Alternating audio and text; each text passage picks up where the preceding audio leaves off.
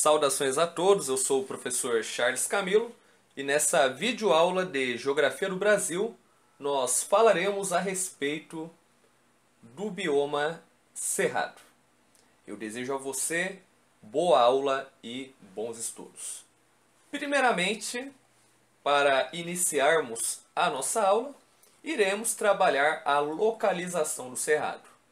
Bem, o Cerrado está localizado na região centro-oeste do Brasil, ou seja, nos estados do Mato Grosso do Sul e Goiás. Porém, ele também está presente quase em sua totalidade no estado do Tocantins. Nós podemos encontrar fragmentos do Cerrado no oeste do estado de Minas Gerais, no sul do Maranhão e no sul do Piauí. O Cerrado ele é uma vegetação típica dos locais, com estações climáticas bem definidas. Uma época bem chuvosa e a outra bem seca. Então são áreas de clima tropical típico ou simplesmente tropical continental. Outro ponto determinante é o que diz respeito ao tipo de vegetação presente. O cerrado ele é composto principalmente de árvores de galhos tortuosos e de pequeno porte, principalmente arbustos.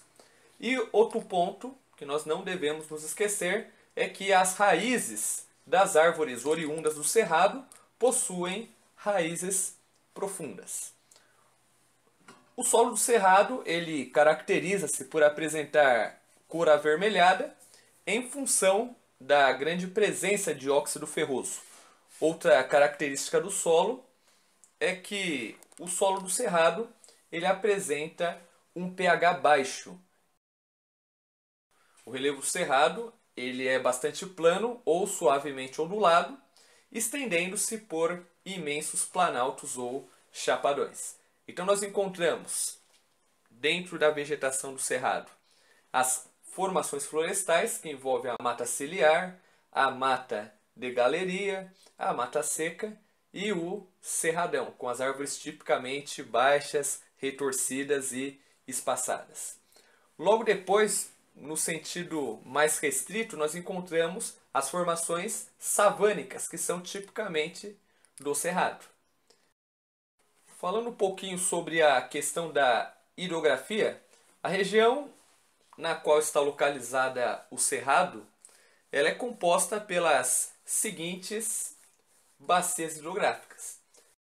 A fauna do cerrado ela é diversificada, ela apresenta uma grande quantidade de mamíferos. Podemos mencionar os mais importantes que estão ilustrados aqui nesse infográfico. Então nós podemos mencionar a anta, a onça-pintada, o tatu-canastra, o veado campeiro, tamanduá-bandeira, lobo-guará e o cachorro-vinagre.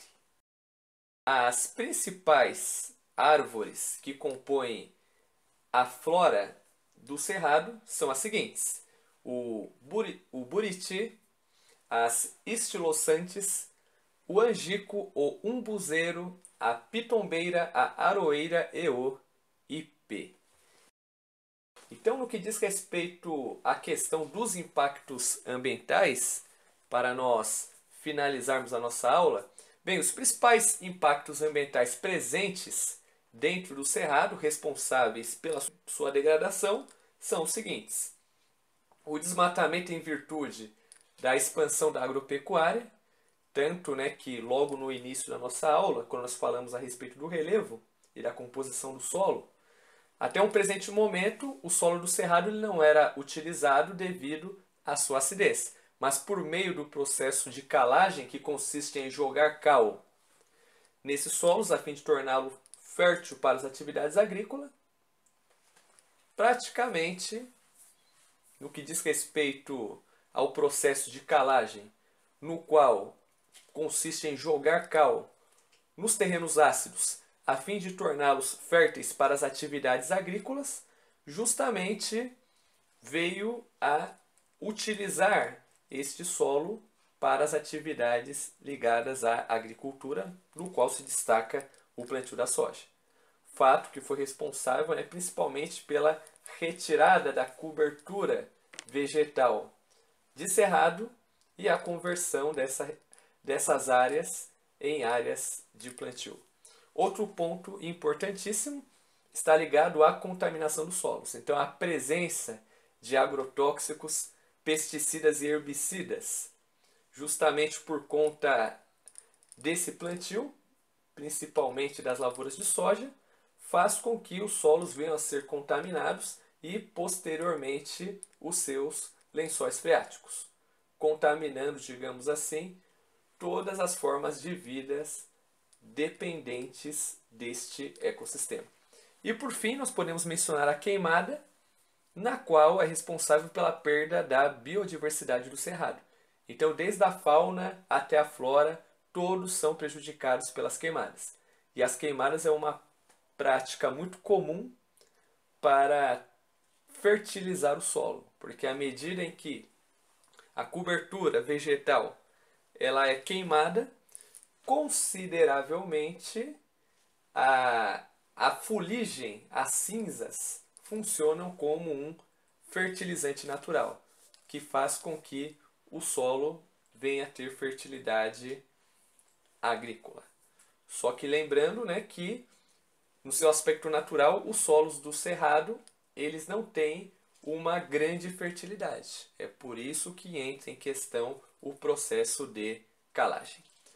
Bem, senhores, por aqui eu finalizo essa aula. Eu espero que vocês tenham gostado e até o próximo episódio.